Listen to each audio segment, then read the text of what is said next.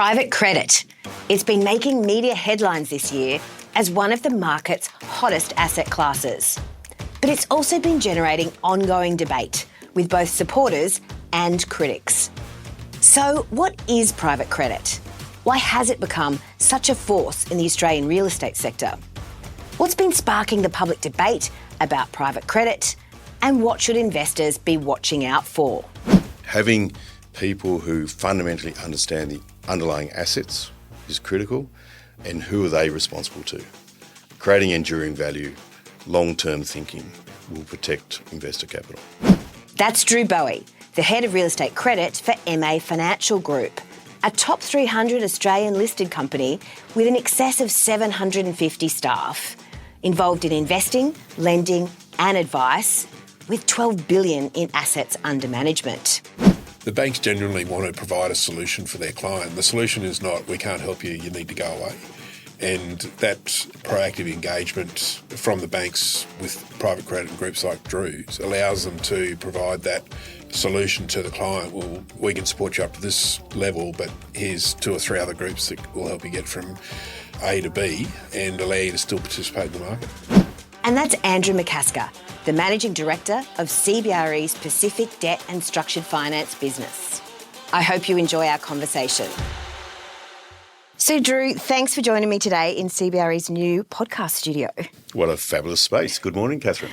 And Andrew, good to have you on the show as always. Always good to be asked, Catherine. Good to see you again. Now, I have to say this is an exciting one for me because it's the first time we've had all of our guests in the podcast studio to record. To kick us off, Drew, CBRE recently produced a private credit research report, and I must admit it was the first time I'd really focused in on this sector in any great detail. The numbers were pretty extraordinary. CBRE is forecasting that the amount of private credit funding Australian real estate could grow by 80% to $90 billion in the next 5 years.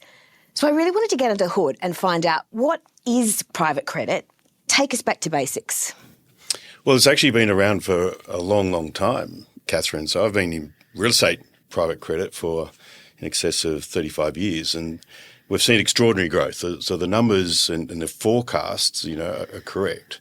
It is an exciting space that really fundamentally is giving access to wholesale, retail, and indeed institutional markets to a place that has typically been the domain of the banking system in Australia. Now, globally, private credit has been a large sector for many decades. The US accounts for about 60% of the market is private credit. UK, Europe, 55%. In Australia, it's more in its infancy, 10-15%.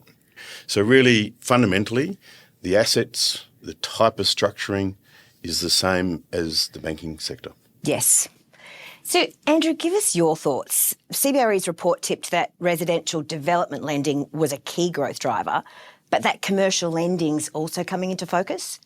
Yeah, definitely. Look, I think just picking up on Drew's point about the private credit space, I think if we look back 10 years ago, there was definitely in Australia a stigma around what private credit was.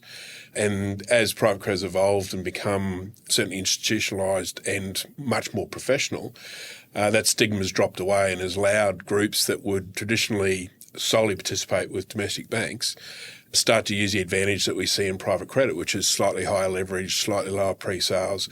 And that's been allowing them to get into the market a lot quicker and deliver the product more quicker than what they would through traditional bank funding. So that residential build-to-sell space has certainly built the basis of private credit. And as private credit's evolved and the returns they're looking for change based on the type of capital they're getting, then they're starting to move into that commercial office space, industrial space, and filling the gaps that we're starting to see in the domestic banking space. So are you seeing similar trends globally, Drew? Yeah, we are.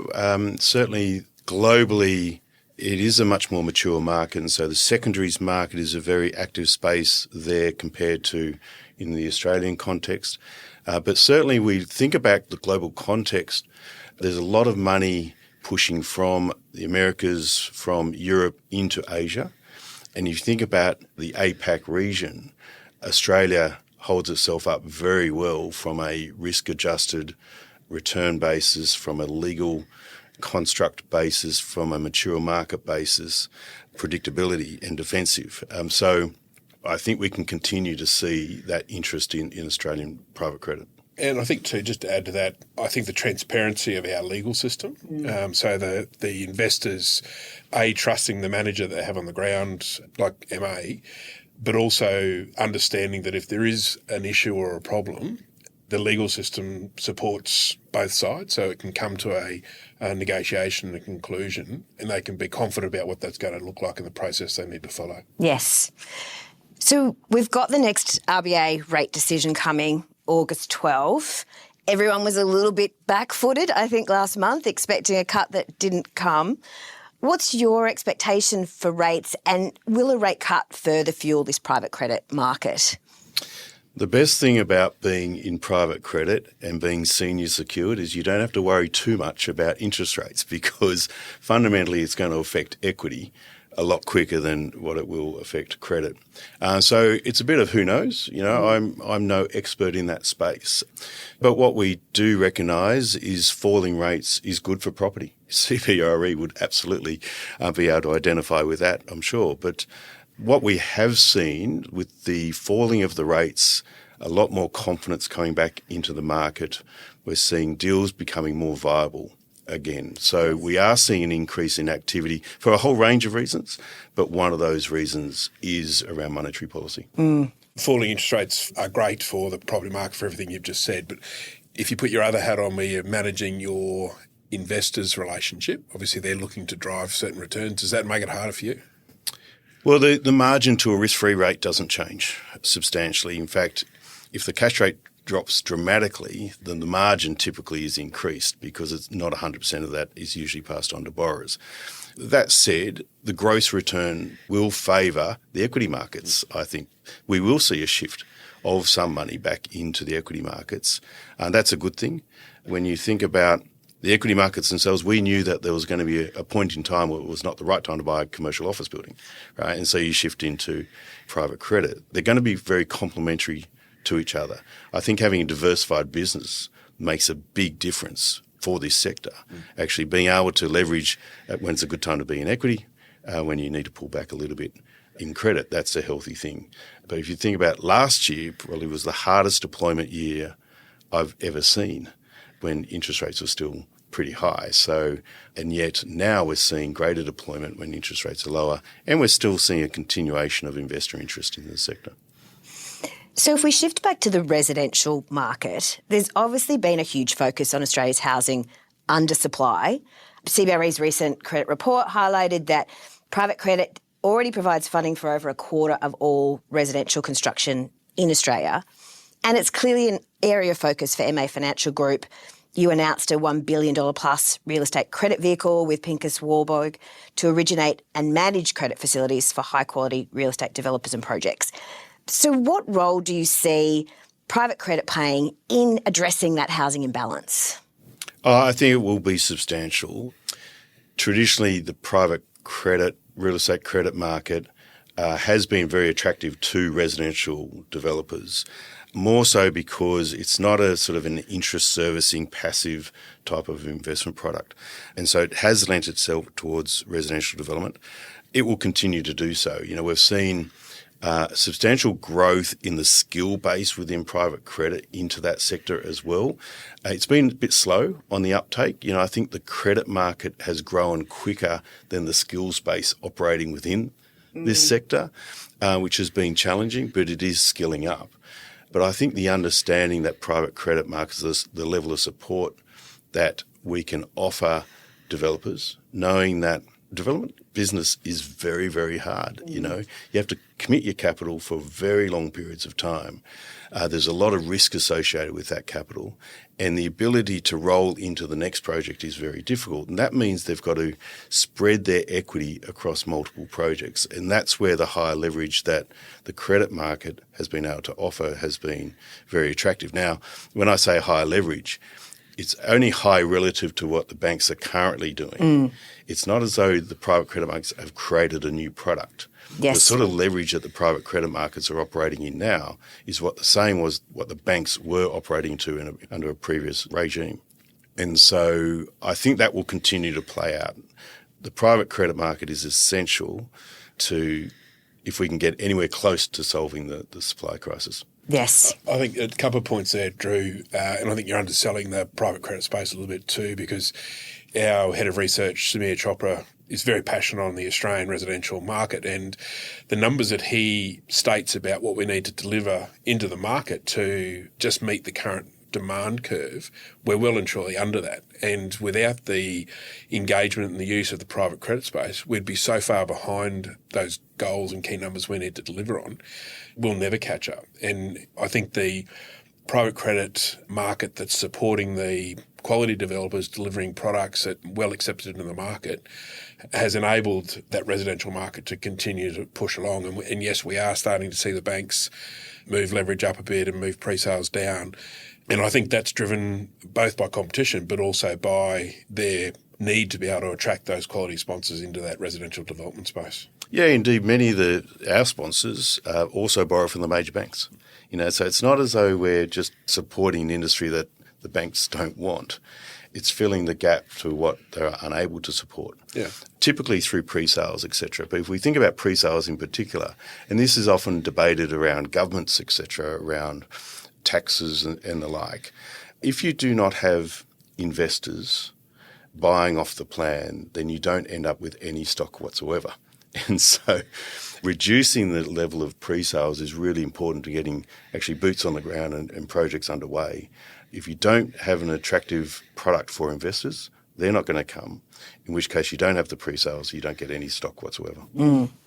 So are there partnership opportunities for banks and private credit players? Are you seeing that at all? 100%. We have the fortune of working very closely with domestic and offshore banks and funds and working very closely in the private credit space. And we're regularly talking about the complementary nature of private credit working with the banks or filling that gap or void that the domestic banks don't want to push into.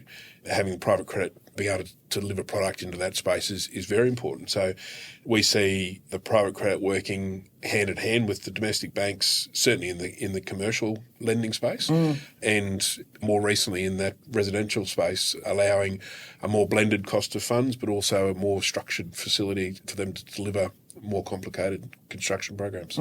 One, just to illustrate how it works, is that we've got a commercial office building which has some vacancy. It needs to be repositioned. There needs to be some tenant incentive payments, and there needs to be some refurbs done to it. The domestic bank that's in there that's supporting the borrower at the moment can only go up to a certain limit.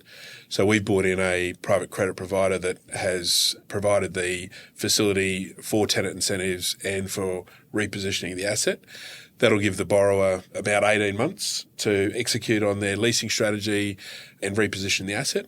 And the plan will be new tenants will come in, the valuation of the building will go up, the revenue will get to a point where it's able to meet its interest cover, and then a refinance will happen and the asset will be repositioned for another 3 to 5 years back into the domestic banking space. And are you involved in any interesting examples? We have a live partnership with SMBC, but we're talking to the major banks here in Australia all the time. We're supporting their own clients in similar situations where it just doesn't fit their narrow requirements at the moment, and so we're supporting their clients. The bank is happy for that, knowing that we're not going to try and hoard that client or steal from them or, do anything like that. Or be predatory, which is Or be also predatory. In fact, that's a very good point, right? Because, as I said, the power lies with the lender.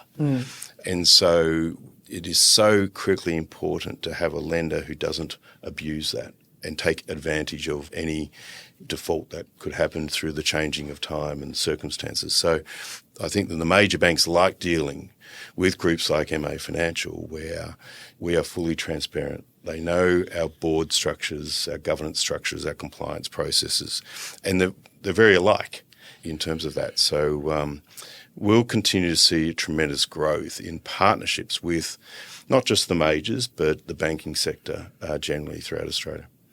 And I think too, Drew, and you mentioned it before, is that the banks genuinely want to provide a solution for their client. The solution is not, we can't help you, you need to go away.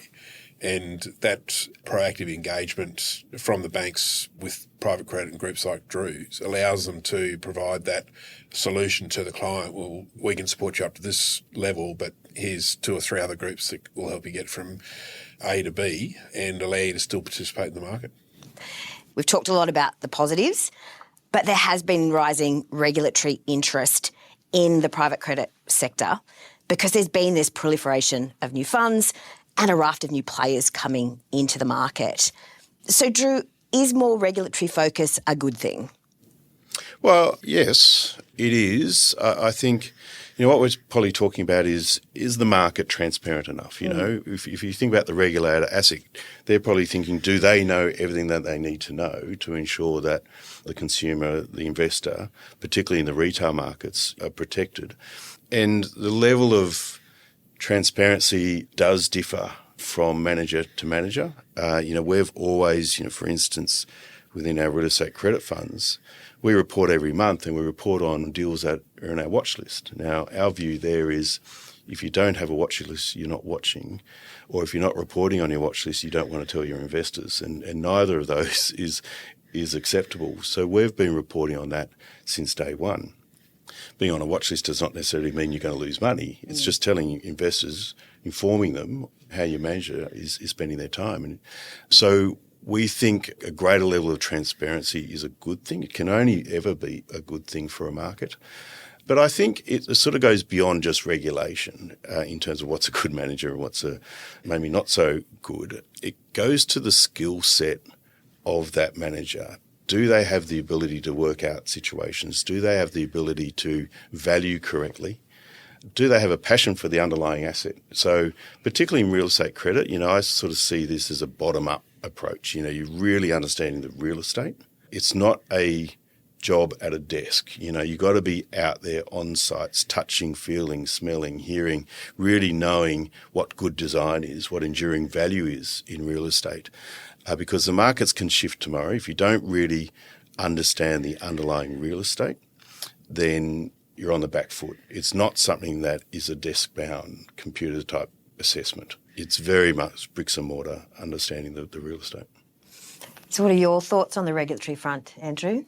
Look, I think it's definitely something that's needed, and transparency is absolute. I think the other part which is missing in that private credit space is data, like truly understanding the size of the market and the type of transactions that are being done. And ASIC can easily do that for regulated banks because the banks need to report each week effectively on what their commercial real estate exposure is. I think the biggest concern I have in putting aside the retail money, because retail investors should have that high level of support and scrutiny around investors and managers. I think as long as ASIC don't come in and decide to overreach and try to take on the role of the compliance and the management of what the manager does, then I don't see a problem in ASIC certainly being involved. And as I said, that data collection I think would be very important. I don't think that is really a problem in terms of an overreach. If they want information, then the better managers already has that information, right? So it's just a transfer of that data. If you have to go and do the analysis yourself because ASIC are asking for it, you're behind the 8 ball. Yeah. I think the overreach I'm thinking of is if they turn around and start saying, well, your maximum LVR on residential construction can't be higher than 75%, for example, or you can't lend more than X dollars to a certain counterparty. I think those type of decisions and policy makings need to sit with the managers and the quality managers. And similar to the superannuation funds we're seeing at the moment, perhaps if there's a manager that's underperforming, maybe ASIC then have the right to be able to say, well, look, you're either find someone to sell yourself to or hand all your money back. Well, it's an interesting point because I was going to ask as my next question, is there scope for consolidation in the private credit sector? CBRE's report highlighted that the top 10 providers currently have an 85% market share. What are your thoughts on the consolidation front? Well, I think it will continue to evolve. There has been some consolidation, or at least a lot of M&A activity. It hasn't been so much consolidation of local players buying other local players, but there's been a lot of M&A activity of offshore investors coming into the market. But I think it probably does continue to evolve. We sort of think about, we're quite an active business in that regard. We bought mortgage aggregator, the second largest in the country, Finsure, which gives us data on 1 in 12 home loans in the country. So when you consolidate like that and gain data, it's tremendously powerful. I think it will evolve. But really fundamentally it comes down to what are you buying. If you're buying just the people, then sometimes there's a better way of going about it. So, Drew, in MA's recent Investment Outlook report, something that stood out to me was the conversation around avoiding the losers, not picking the winners. What does that philosophy mean? Well, when you think about credit, you're not buying upside. Okay, so really you're assessing the downside risk. Our returns are very transparent. It's an interest rate or a line fee or a margin of some sort, but not profit sharing. When you think about certainly senior secured credit, some managers have pushed into equity spaces as well, but when you're in credit, you're thinking about what is my downside risk? That's what I'm focused on. I don't need upside. So we think about we're forward-look markets and try and think of what is the downside risk to that. And we hope there's upside for our borrowers because that's what they're going in it for, and we want them to be incredibly successful. But we're not relying upon any of that value accretion for our credit assessment. Right. So when we were doing a planning call before the podcast today, we were talking about the advisor network and how that plays in the private credit space. Can you tell me a little bit about how you view the advisor network? With increasing importance. We spoke about how the strong growth in this sector, and this sector evolves very quickly, and lenders' appetite changes very quickly as well. So if I'm a borrower, if I'm a developer, I've got relationships out there, sure, but the advisors, certainly the better advisors, will have deep relationships and know exactly who's doing what and be able to extract those best terms. And the best terms are not always what is the cheapest rate. The best terms can be who actually understands your product, who's going to be there to support you when COVID happens, things like this. We've seen a whole range of different behaviours when times get tough. And the legal process of what we do in private credit is very favourable to the lender, right? If something goes wrong, it's the lender that has the power. And so having a lender who does not abuse that power is there to be a compassionate, supportive, understanding lender off the back of very good foundational knowledge themselves is valuable to a borrower. So if you're a borrower, you don't know who to go to, you don't know how to interpret all the feedback that the lending market is giving you, that's really challenging. And mistakes or errors of judgment in that process can be exceptionally costly and can break businesses, I think. So understanding all that, I think the advisor network will become increasingly important. And I think too, just picking up on Drew's point about as the network continues to grow, we've seen the private credit space build out similar to the evolution of the industry in the US and the UK. Advisors in the US very heavily led, and more so now in the UK, and we're starting to see that in Australia as the market deepens with domestic banks, offshore banks, the funds and the private credit space, and then finding the groups like ourselves that have the market knowledge and the intellectual property across a number of those credit providers to make the process a little bit easier for the borrower is the path we're going down. And the point Drew made about pricing, 100%. Like the number of transactions we do where our recommendation is not the cheapest one, but more around the relationship and the style of people they're dealing with in that private credit space versus, well, this one's 50 basis points cheaper. And 50 basis points cheaper becomes a lot more expensive when something goes a little bit off the rails. I can imagine. Which ultimately will be the cheaper one anyway. Correct. Yeah, correct. You're just getting to the cheaper by a better route. That's right. So how important is it, Drew, for managers to have skin in the game? I was really surprised to read that something like 40% of private credit managers have no material co-investment. Well, I think most listeners will think that, if other people have money on the line, then it's a more comfortable position to back. So I think it is very important. The essential thing is that the skin in the game is aligned. some people say we're investing, but they might be ranking behind you, which might sound okay, but then you think about what their processes and procedures will be to protect their own interest. So skin in the game, we like it. We have a lot of staff house co-investment in the things that we do. And you can't invest in everything. The businesses get bigger. Your money only goes so far. So I think it is important. One of the things that I suggest to investors is to actually consider who is managing the manager, right? So look beyond just the individual people, the fund manager, and you think of who are they responsible to. For instance, I'm responsible to CEOs and to a board, a senior management team. I've got plenty of bosses. Investment committee. And investment committee, of course, external compliance committees, whole range of different processes. And these are things, even though I run the team, these are factors that are imposed upon me. We've got a board that are challenging all of our teams around our compliance, our processes, our thoughts on the market, whether our product is still market fit and appropriate in changing environments. All these things means that you're being watched, and you're thinking longer term. You're making longer term decisions for the health of your investors and ultimately, therefore, your business as well. So it removes that short-term thinking. So skin in the game, I like it. It's important. It's not the be-all to end-all, I would say, but the alignment can be measured in a whole range of different ways. So are we seeing any changes in the way in which investors can access this asset class?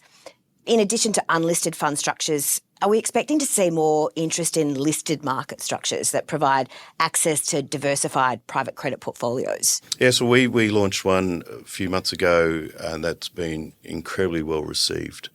Daily liquidity, or liquidity full stop, is really important. Many wholesale funds, including ones that I manage and retail funds, have monthly liquidity, but having daily liquidity through these listed vehicles is really popular. And of course, unit pricing as well. So it will continue to evolve as the market gets bigger, continues to mature. But retail investors, wholesale investors have had access to this market for quite a while now. They understand it, particularly in first mortgage real estate. Most people, most investors understand what a mortgage is. They've had one. Yeah, unfortunately. They've aspired to pay it back. They're trying to, support their children obtaining one. And they probably think that, if they borrowed 70% of their house value from Westpac, then Westpac's probably doesn't have a problem, Yes. So they get the sector. And so that's made it easy, a very accessible sector for the retail investor in particular. So what are you seeing, Andrew, in terms of an evolution? Any thoughts on what you're observing overseas as well? Certainly the listed funds make it easier for people to invest, and not only do they understand the mortgage, but people understand the ASX. We'll also start to see funds like Drew and some of the other larger groups that have got listed stock to become part of the pool that superannuations will need to invest into, and that'll happen as the market continues to grow. The offshore investors, we're seeing every sovereign wealth fund with three initials looking to Australia to invest money, and that comes back to the really early statement that Drew made around our transparency, our legal system, and the quality of the transactions that we have in the market attracting that capital into the Australian private credit space. So maybe if I was going to ask one last question of you both, what would be your advice to anyone looking to invest in private credit? Drew? Who is managing the manager? What do you know about them? What information is available about them?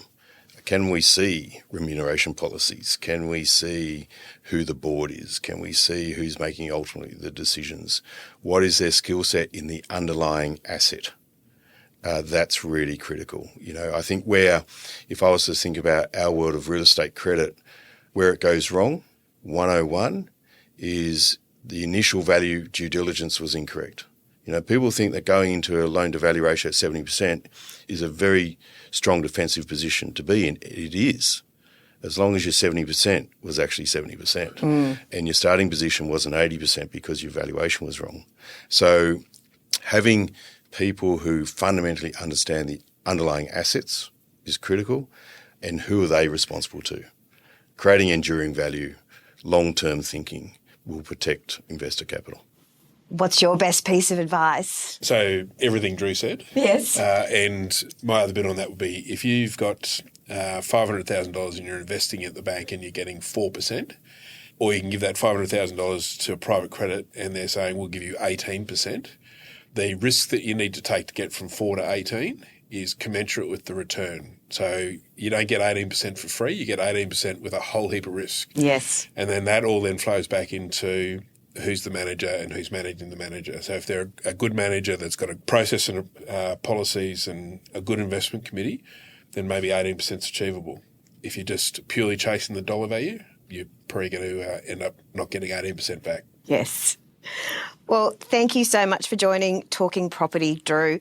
It's certainly given me a much deeper understanding of the private credit space. Wonderful, Catherine. Enjoyed it.